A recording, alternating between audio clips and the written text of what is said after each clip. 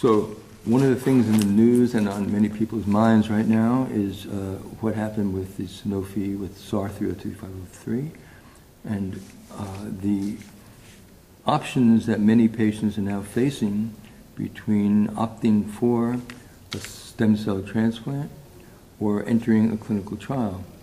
My question has to do with the safeguards and patient safety entering a clinical trial.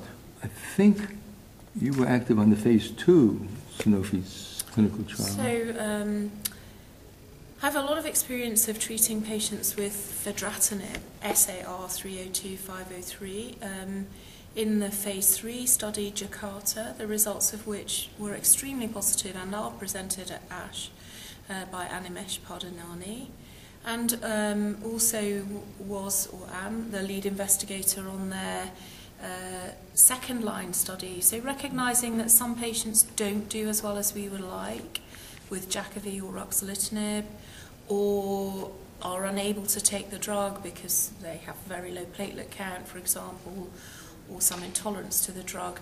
There was a study with that agent in the second line. I personally didn't enroll patients in the phase 1-2 trials.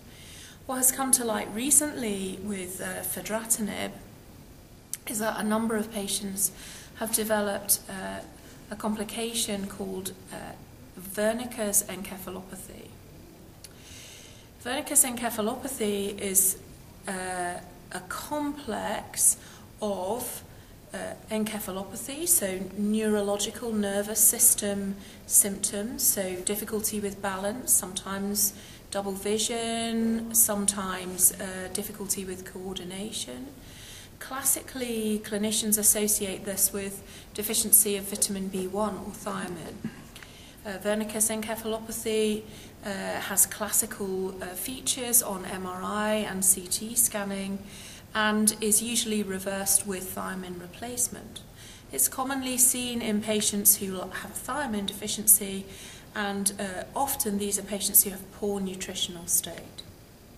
What happened in this story was that there was a gradual accumulation of cases with features of Wernicke's encephalopathy. At the present time, what we can't be sure of is whether this is actually thiamine, i.e. vitamin B1 deficiency, or whether, because this drug, as well as some other, but not all other JAK inhibitors, crosses the blood-brain barrier, whether this might be some more general central nervous system effect. What happens in clinical trials, I think it's important to reassure everyone, is that there is mandatory reporting of safety concerns.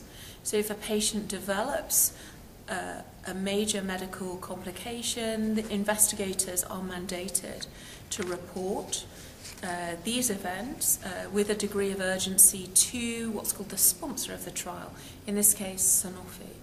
And then when a pattern of these events begins to emerge, or when a serious event occurs, then this is immediately communicated out to other investigators.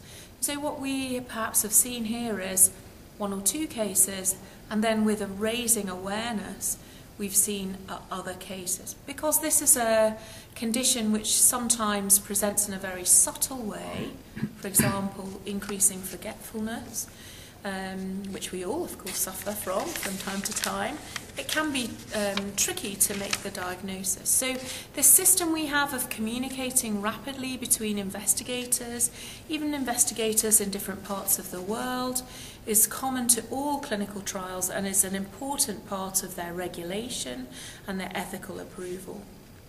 And so what's currently happened with Fedratinib is that there have been conversations initially with the FDA, and the clinical trial program for this compound has been placed on hold.